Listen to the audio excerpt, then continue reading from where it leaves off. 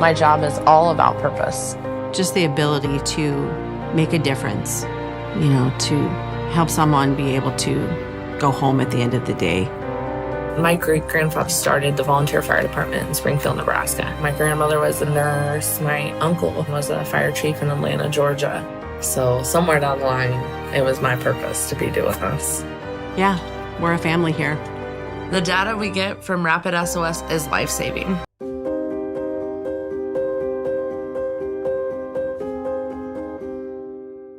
Have you ever met a 911 professional and asked, what's the worst call you've ever taken?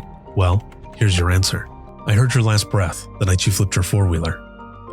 I tried to call you the day you committed suicide by driving your car into a tree. Blue face, cold to the touch.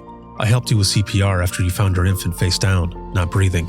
It messed me up. I did everything I could, but it wasn't enough. You were with me from the beginning, Grandma. 27 years later, I took the 911 call when you died. How fitting to be there for me in the beginning, and I was there for you in the end. I miss you, Grandma. I am 911. This is but a glimpse into the world of emergency dispatch. But what is it really like to answer a call during someone's nightmare? What is the impact of the first responder answering the call? Available on Amazon or where you purchase your favorite books and ebooks. Imagine listening. Your worst day is our everyday.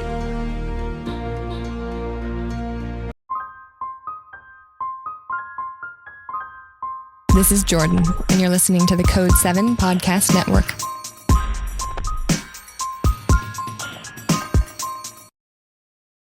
Warning.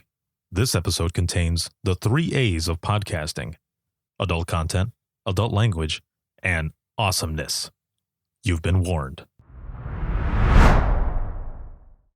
Thank you for your service, for inspiring me each and every single day, and for reminding all of us that heroes wear headsets and carry phones because they save lives. I am proud to stand with you in Congress, and I am proud to advocate for the 911 SAFES Act, and I am proud to represent the heroes of America's 911 system. This award is not just for me, it's a celebration for all of us. Thank you for keeping our community safe, and thank you for letting me continue this journey with you to ensure that every American has access to the best 911 services in the world, because that's what you do.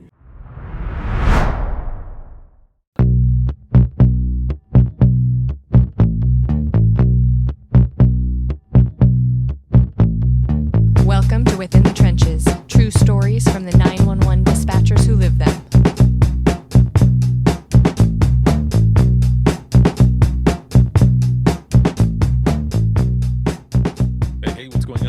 With the Code 7 Podcast Network, and this is going to be episode 644 of Within the Trenches, True Stories from the 911 Dispatchers Who Live Them. This episode is sponsored by Rapid SOS, Safer Together, the leading AI company in public safety. Shout out to subscribers as always, and all of you who watch, support, listen, and share. Thank you so very much for everything. It is March 10th, 2026. It's Mario Day. Yeah, it's Mario Day. And if you don't know that, it is because the abbreviation for March is like MAR and then 10 Mario Day. Ta-da! Yeah, if you didn't know, now you know. Excuse me. So this episode that's going out today, I've been traveling and I've been working on all kinds of projects. So I am putting out this episode, and I have a second episode back to back coming up. So you've got tons of content coming up for this week, and I'm excited. So I'm jumping in here really quick because there are, I guess, kind of 2 parts to this episode. You're going to hear, maybe I'll take out the other intro because there are a couple things that I wanted to talk about here right off the bat in the beginning, and then the audio piece is just audio because it's an episode that I recorded at the 911 Goes to Washington conference a couple of weeks ago. It was supposed to go out that week, but there were so many meetings and so many things going on at that conference. It's hard to do a lot of different things or even extra things when you're out there at that conference, because again, there's just a lot going on. So if you don't know, NENA, the National Emergency Number Association, they have a conference annually in February that is called 911 Goes to Washington. And all types of people, all folks go, dispatchers, supervisors, deputy directors, directors, they all go there, as well as some industry partners. They go and they discuss a lot of the topics that are going on in the 911 profession, but also if there's any legislation going out there. So, the 911 Saves Act was a big one that we talked about. And what happens is a lot of folks will, for their state reps alone, they will call and they will um, set up meetings, Hill visits, to go to the Hill and speak with their reps. Sometimes it's staff members too, who are just as important because they want to know about this information so that they can give it to your state rep. And then it's something they can bring to the floor to be talked about, maybe passed. Again, 91 Saves Act. Now I believe it is the Enhancing First Response Act, which the Saves 911 Saves Act is within that, and that's for reclassification. That is for 911 dispatchers from the clerical class to the protective class. Because whether you know it or not, 911 professionals are not considered one first responders or within that protective class. They are seen through the Office of Management and Budget as clerical workers, which, don't get me wrong, okay? Don't get it twisted. There is nothing wrong with clerical workers or anything like that. It's when you think about what a 911 professional does, it's nothing close to what executive like admin and clerical workers do. It's completely different. So that's why we've been trying for this reclassification. And once it goes through, finally, right off the bat in the beginning, it'll be a recognition, right? It'll be that 911 professionals are now added in there with police, fire, EMS, lifeguards. I think waste management is in there as well. And just so everyone in that protective class. Eventually, there will be, different funding and all kinds of other things that can get added at the federal level. So that's why this is so important. It gets the ball rolling for all of those things in the future. So that's what everyone does there. They end up setting up these Hill visits. They go and they talk and they have these talking points, get this information out so that for especially this Enhancing First Response Act, it has passed the Senate. Okay. It was voted, it passed the Senate, but now it has to pass the House. So that's why, we go out there and we ask for everyone's help. Like, reach out to your reps and, tell them, like, let's push this, let's get this out there. I mean, it doesn't cost anything. It is a bipartisan effort. And we're really hoping that when it hits the House floor that it'll pass as well. And then shortly after that, it'll be put into law. And 911 professionals will then be reclassified as first responders within that protective class. So that's something that we've been fighting for a while now. And I want to show you a couple clips here. Again, before we get into the audio piece of this actual episode, my guest, I will say right off the bat, my guest is James, good friend of mine, and James Lockerbie. He is out of New Jersey and has been in public safety for I think over 2 decades. He's been, I think he says in the episode it's like 30 years because the math tells me I've been in this 30 years or something like that. So he ends up saying it, but he has been involved with a lot of different things having to do with reclassification, but also with the conference. So I had him on to talk about it. And but what I wanted to share here really quick is that in the beginning of the conference, we have, an opening ceremony, then we have some keynote speakers, we have some panels, a lot of different things that go on in this specific ballroom. And the video that I'm going to show you here is just kind of, it shows you what it looked like in that ballroom as I was walking in. I was stuck in traffic and it was only 10 minutes away from where I was at. And well, a 10-minute walk. and about a 5-minute drive, 3 to 5 minutes. But with the traffic that was going on during that time, it was a little bit later. So I ended up walking in while things were well underway. But there's a part at the end where my good friend Roxy Van Gundy, who is the first vice president of NENA, was on stage talking. And it's just a few seconds that she's talking, but those few seconds are powerful. But what I need to give for context is what she's talking about is she's saying that basically no matter what, because this is the part that I didn't get. I hit record as because I was so into what she was saying. I wasn't thinking about recording it until the last part. But what she's saying is like no matter where you're at, anywhere where you come from, and then she starts naming off like little different things. She's like, your voice belongs here. And that was just so powerful, and I'm glad that I got to capture at least that little bit. So I want to show that here to you really quick. Of course, for those who are listening to the audio only, you won't be able to see it, but you will be able to hear it at least. And I just explained what it was that we were going to be looking at. So there's that as well. So let me throw this up here so that you can check it out. Your elected representatives about the importance of passing this legislation, which places zero financial burden. A rural county, a tribal nation, the private sector, or a non-traditional PSAP, your voice belongs here.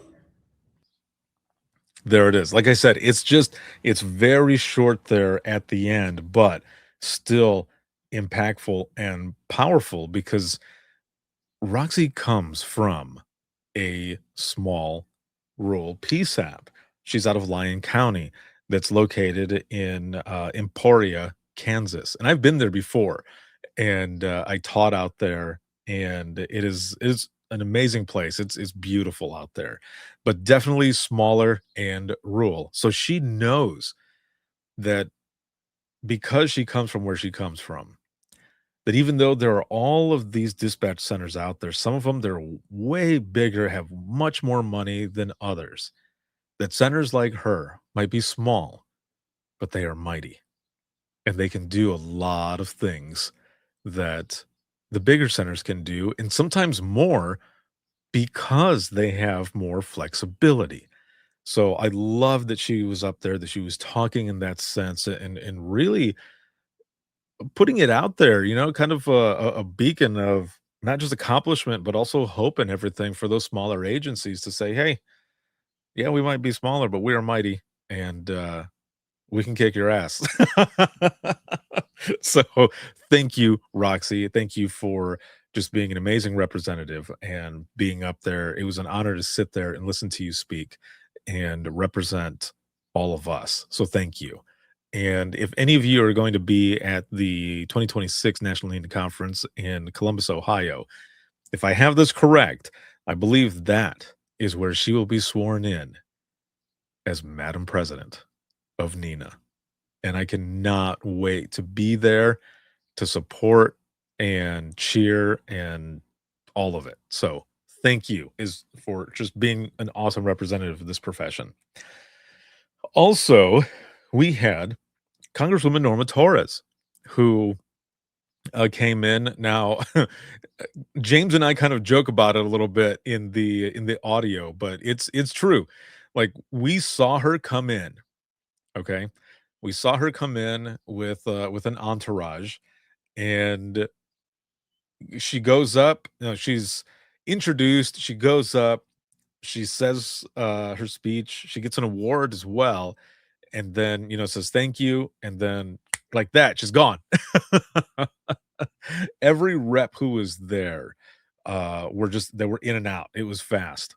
And I say this too because that day just happened to be the day that everyone was preparing for the State of the Union, or so too, as they were telling us. Some people might say so too, and we're like, what? It's like SOTU. They're like State of the Union. Like, oh, okay, my bad. But dude, after a certain time, roads were getting shut down. I mean, the group that I was with, we saw the motorcades for the president and the vice president, which was one of the coolest things, just to see them going by and thinking, like, they're in there right now.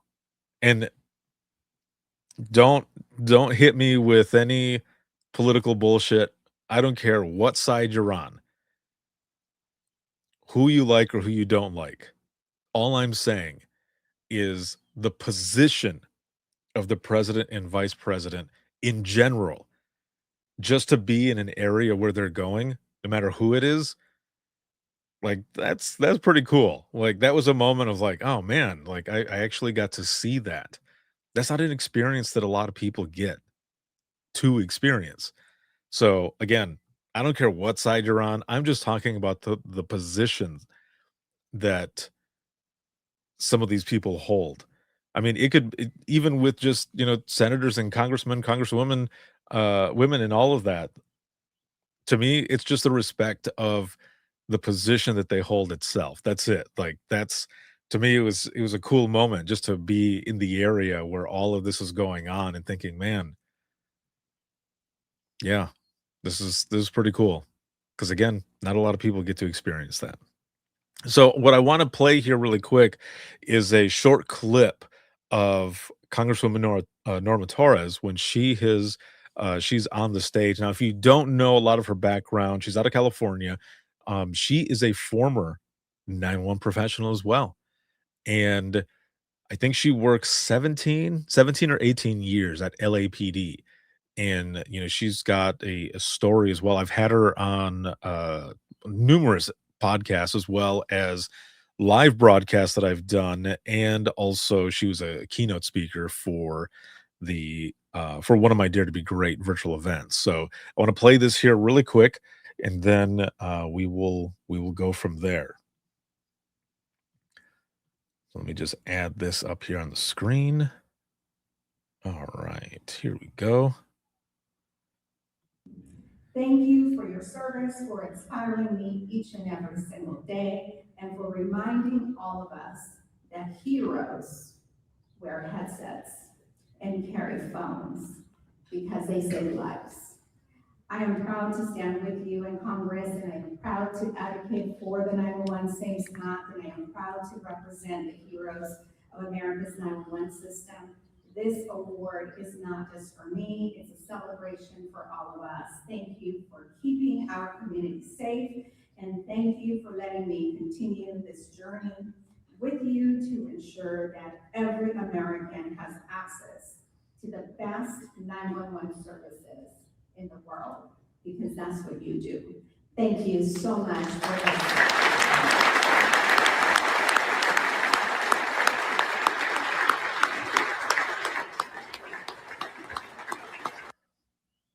There you have it. Very cool moment. And as she's walking down and she's, shaking hands, kissing babies. I'm just playing. There's no babies there, but shaking hands, giving hugs and everything to those who were there. And just everyone in the audience standing up, standing ovation, just so much respect for her and all. And what she's been trying her best to do for all of us as well. That fast, she was gone. She just like vanished. It was like in the 90s Teenage Mutant Ninja Turtles movie when the bad guys are like they've got the little ball and throw it down and the smoke goes and it's like ninja vanish and they're all gone. It wasn't that fast, but they whisked her away. She was gone. But again, it's because they had to I'm sure it's because they were preparing for the State of the Union address, and it was just nuts there that evening. I mean, so much stuff going on, but again, it was an excellent experience. So with that said, that is just the beginning here, and we are now going to go into the audio portion of the episode. And again, this is James Lockerbie and I. We were we were sitting over by just right in the area of registration for the conference in the conference hotel there at the Ritz-Carlton in Pentagon City. and we were close to the elevators, so you might be able to hear the elevators a little bit. Maybe not, but either way, the rest of this episode and into the conclusion is going to be the audio piece with James and I. So I hope you enjoy. If you ever have any questions or anything about 911 Goes to Washington, definitely send NENA your messages or get a hold of James, or you can shoot me a message as well if you go to linkswith2eyes.co/IM911, and you can shoot an email to me from there. But without further ado, here is the rest of episode 644 that really highlights 911 Goes to Washington. Enjoy. Hey, what's going on? This is Ricardo with the Code 7 Podcast Network, and this is Within the Trenches, True Stories for the 911 Dispatchers Who Live Them. This episode is sponsored by Rapid SOS, Safer Together, the leading AI company in public safety, and I'm excited to be here with all of you. We're currently recording live at the Ritz-Carlton in Pentagon City. Yes, that's right. It says right here on the bottom. That's funny. I'm glad I saw it too. Pentagon City, because we are out here for 911 Goes to Washington that NENA puts on every year. And I'm sitting here with my good bud, James. How are you doing, man? I'm doing great. Thanks for asking. How has this been already for you? And actually, before we get to that, for those who are listening and everything right now, just a quick overview of your 911 experience. All right. Well, I started when I was 20. I'm now 50. So math says I've been doing it for 30 years. 30 years, man. And I come from an agency that does all three disciplines, police, fire, EMS. We consolidated it. I work for the town that I live in. And we have taken over a couple of the smaller communities that surround us. Excellent. Yeah. So we are out here for this 911 Goes to Washington conference. Again, NENA puts this on every year. Now, for you and for those who are listening, what is something that you would want other 911 professionals or even the general public to know what it is, like the reason that we are out here and what is going on? Why is this important? We're going to go over to the Hill to talk about the issues that are important to us and advance pieces of legislations that have been designed by the sponsors to improve our industry and to recognize us as a protective service occupation instead of the current classification that we've been under, the secretarial, which, as many of you in the audience know, that is certainly not what we do. We are not secretaries. I think over the last 5 years that I've been attending this is my 5th year, that message has been received, and that's encouraging. And I think like your program, your project, IM901, it's kind of like we were a baby in the corner. And after a lot of people got involved with that project, we're not going to be put back in the corner. And we're here, we're coming out. It was announced this week that this is like the biggest attendance in the history of the conference, and it seems to be on a trend to keep growing, which I hope that's the case, because we've been given the permission to speak out and advocate about ourselves, because nobody else was doing it before. I mean, with the exception of the individuals that used to come here prior to 2016, 2017. Yeah. Like there were people who have been doing it at a smaller pace, but since we brought up this topic of reclassification, it's caught a lot of individuals' attention, and it motivated and lit a passion in many, including myself, which is why I've made it a point to attend. Dude, and the stuff that you've done as well, I have to give you your flowers, because so there's been a lot of stuff going on, but you're coming out with big ass signs and like all kinds of things. I think you even had a sign that with like an easel, and like there were a few different things that you had, which was awesome. My sign is just a 911 say exactly across the top with a console and the 3 field responders vehicles. Yeah, an ambulance, a fire truck, and a patrol car. And what I'm saying is that our console is our emergency vehicle. We put the calls out to them. They use their emergency response vehicle to go to the scene. Well, our emergency response vehicle brings the scene to us. Mm-hmm. And we then relay the information that we gather from our callers and put that out to the field units for them to go to the scene. And of course, while they're en route, we're providing help already. And in many cases, dispatchers from across this country have assisted people in medical emergencies, fires even, teaching them to stay calm and get out of the building, or if they can't, the ways of protecting themselves and shelter in place until fire can get there. Again, assisting with CPR, CPR, and bringing back a pulse before the first field responder arrives at the door. But then they, of course, continue care on the way to the hospital, mm-hmm. or pick up, or if the person is still in trouble, they take over from the layperson, and they're able to provide that care and transport them, and hopefully have a positive outcome. See, and that's what I love, that especially the explanation and everything that goes into it. Also, you were in a parade. So for those who are all listening right now, so if you didn't know, a lot of you who are in public safety, you do know this, but for the general public who listens to this show, the very first 911 call that was placed was on February 16th, 1968, in a small town in Alabama, small but mighty, Haleyville, Alabama. And every year in June, right? Yes, like the first weekend of June. Yeah, the first weekend of June, they have a 911 festival. This is no lie. This is like a huge deal. This festival, they have tons of people that come up from all over the place. They have concerts, they have vendors, like they have all types of things.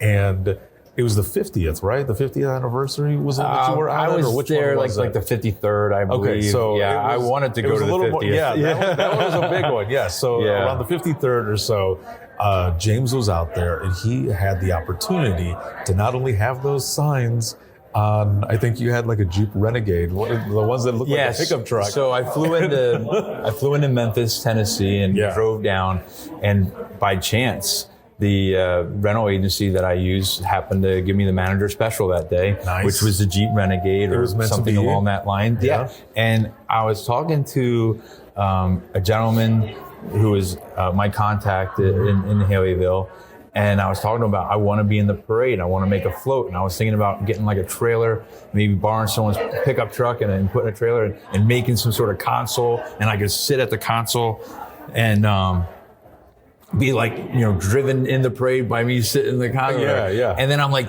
and he's like, dude, you got like 4 hours, Saturday morning. Like, how are we going to do that? And I was like, yeah, you're right. That's not going to happen. So I got like a 2-hour drive to get from the airport down to Haleyville. Yeah. And then it just, you're driving on a float, dude. You're driving in a float. And I had passed like the town before Haleyville. There was two gentlemen that run a sign shop. They make professional signs and they wrap big rigs, and they make advertisements. So I'm like, I'm going to go there. So I pull in, I talk to them. They were very helpful. They helped me with the sign. They actually helped me build the holder for it out of PCP pipe. There was like an Ace Hardware behind them.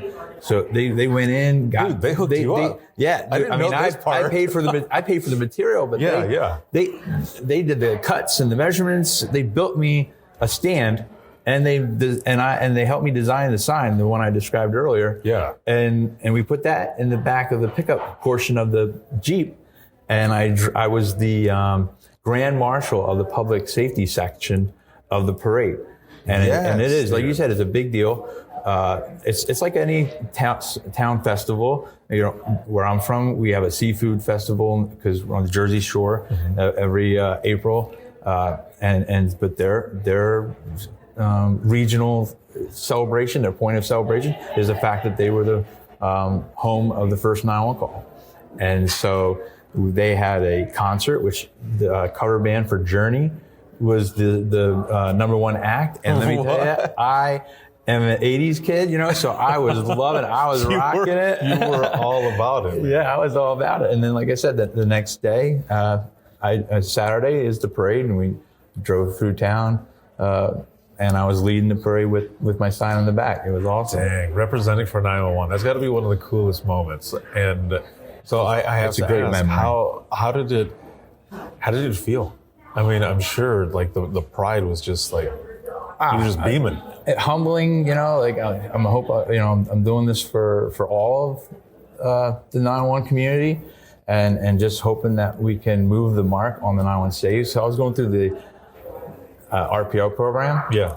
And that's a 12-month service project. Yeah. And I was working on trying to get the 911 Saves Act passed through Congress. But there's many of us that have been working at the lower levels of government to be recognized. Right. Because you can only be reclassified at the federal level. Mm-hmm. But to get recognition at this, local level, and the state all the way up, so we can go back to Congress and say, look, I think we're up to like 40 states now that have passed legislation recognizing dispatchers as first responders. And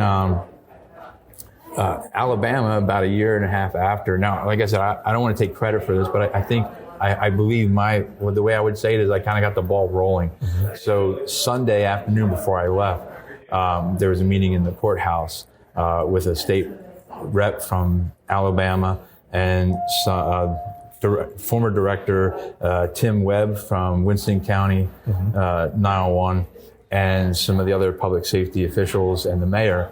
And I discussed the purpose of recognizing dispatchers as first responders and the importance of our job in the chain of response. And about a year and a half later, they passed a bill recognizing their dispatchers as first responders, and also for the first time making it that dispatchers had to have a basic certification. Nice. There's many states that have, there's a handful that still don't require a certification before you can actually operate behind the desk. Mm-hmm. I got mine in 1995. It's kind of like a historical piece artifact now. And, so there are one of the about 40-ish states that recognize their dispatchers as first responders, and they recognize officially the importance of our career. And I believe that went overlooked for a long time. Wow. Yeah, it's come so far over the years from 2016 now. I mean, it's a decade. And so like my connection and everything through this, when I launched the I'm 911 movement, and imagine listening and all of that. I mean, this year, 2026, will mark 10 years, or as I'm calling it, decade of voices. Wow, I love it. All of these stories that have come out, and really just pushing for not just reclassification, recognition, but just how important this profession is, and the people who wear that headset, who have those stories. And I love your contribution to all of this.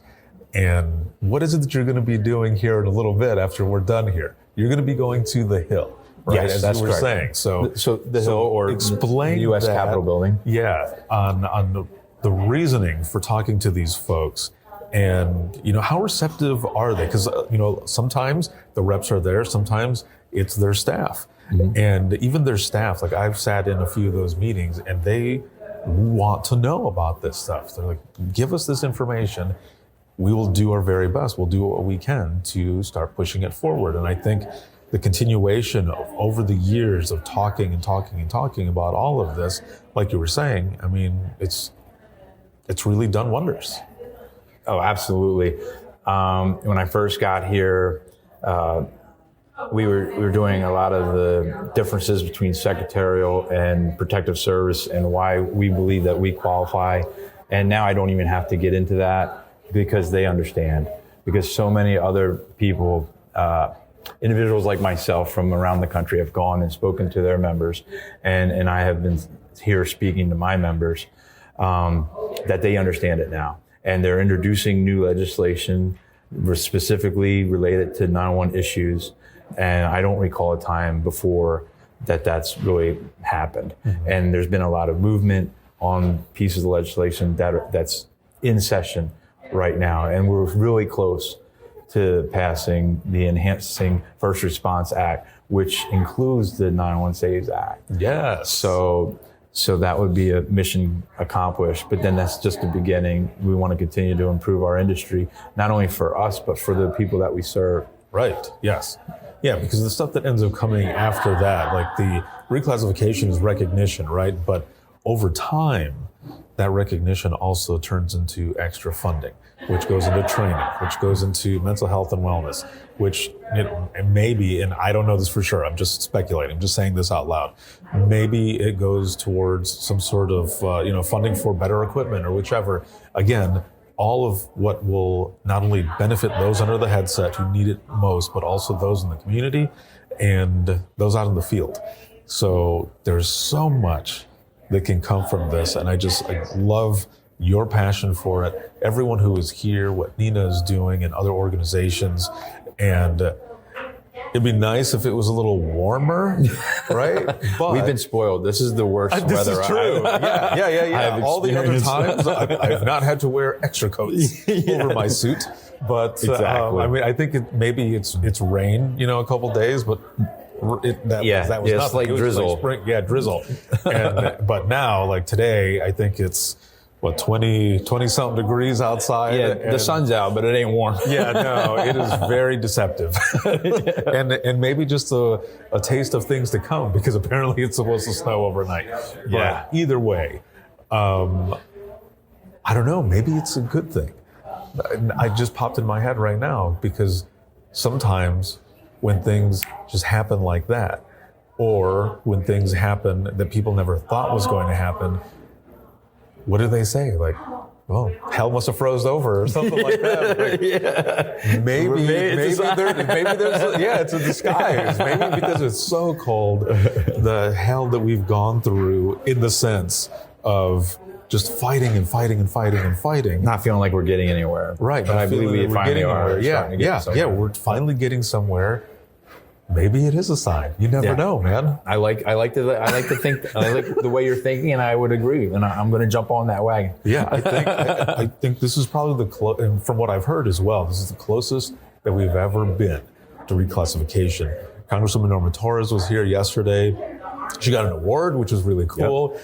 And she did a speech, which was awesome. She got a standing ovation, and she was definitely busy because she was gone. Oh yeah, they whisked her out. Yeah, all of them that were there, they all had stuff that was going on. But I'm sure it's also in preparation, because tonight is the State of the Union. State of the Union. What phrase or word do you want to pick to play the game? Yeah.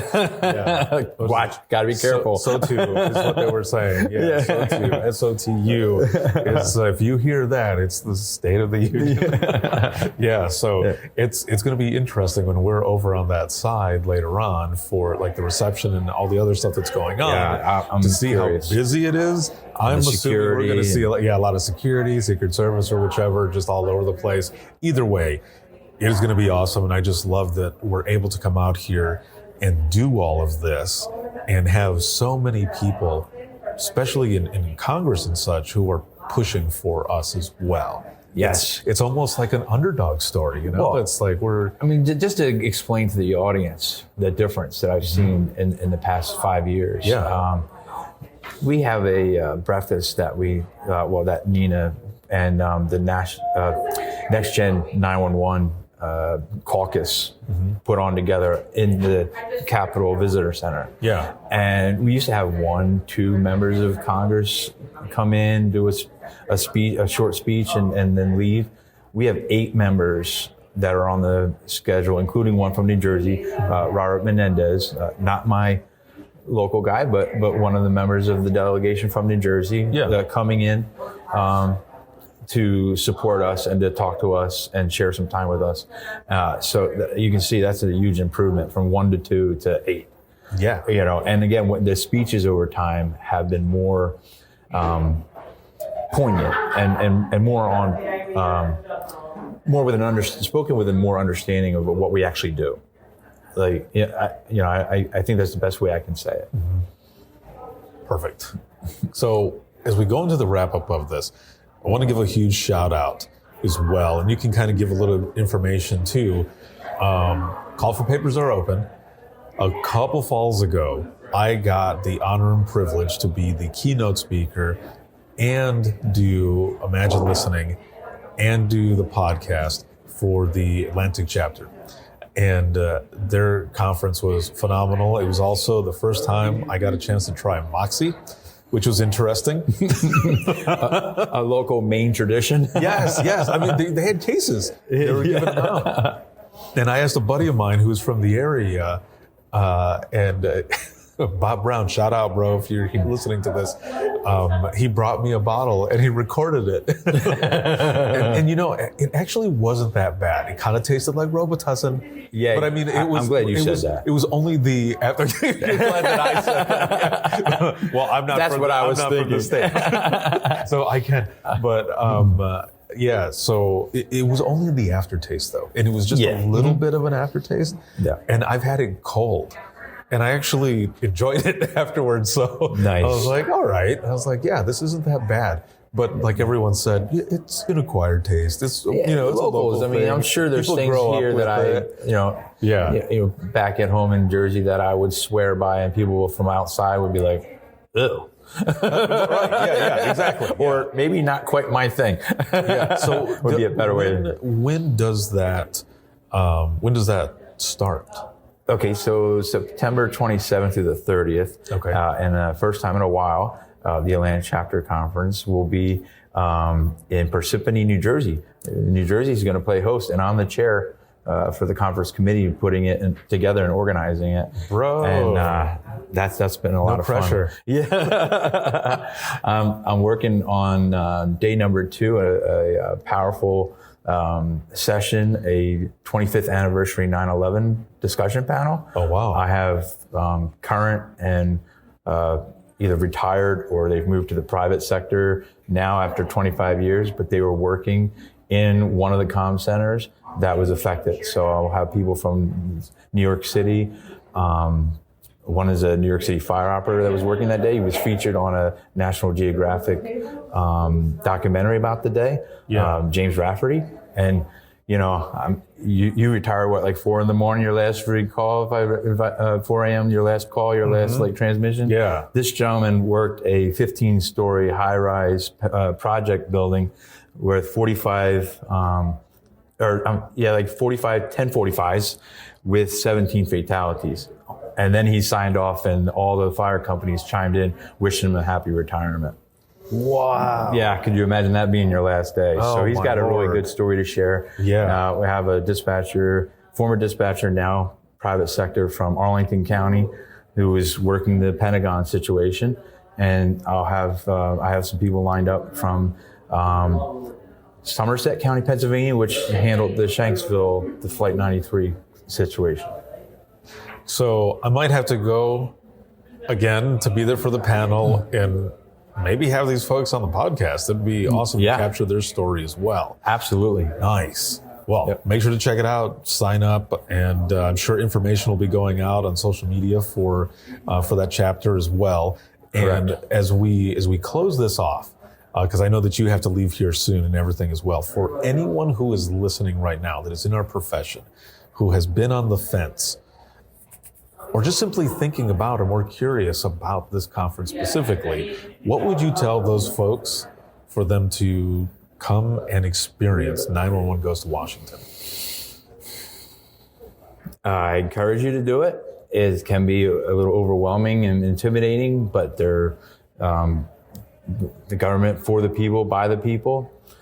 They are part of the people. They are people. So you can approach them, you can speak with them. They're eager to learn from us because we're the ones in the trenches and they want to hear those stories. Yeah. And so that way they understand, like, this bill in my mind, I think it'll be great. But what you're telling me is it could actually end up messing things completely up and making a problem worse than better. And I don't want to do that. So, you know, can you please explain? And then you give them some stories, some experiences, things that are happening at your level.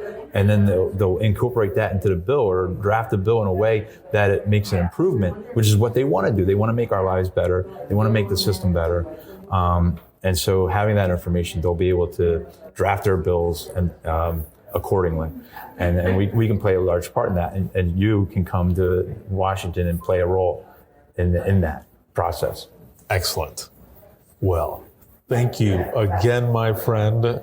As always, this has been a lot of fun. I'm going to go ahead and let you go because I know that you got stuff that you have to do. Yeah, my phone just went off. I know, I just heard it right now. But for those who are listening and everything, if you have any comments, questions, you ever want to be a guest on the show, simply go to links, and that's linkswith2eyes.co/IM911. This episode is sponsored by Rapid SOS and Safer Together, the leading AI company in public safety. And shout out to subscribers. You can see this on Facebook, LinkedIn, X, as well as YouTube. And you can listen 24/7 on Apple Podcasts, iHeartRadio, Spotify, your favorite podcasting app, and withinthetrenches.net. Have a good one, everyone. And we will see you all in the next one.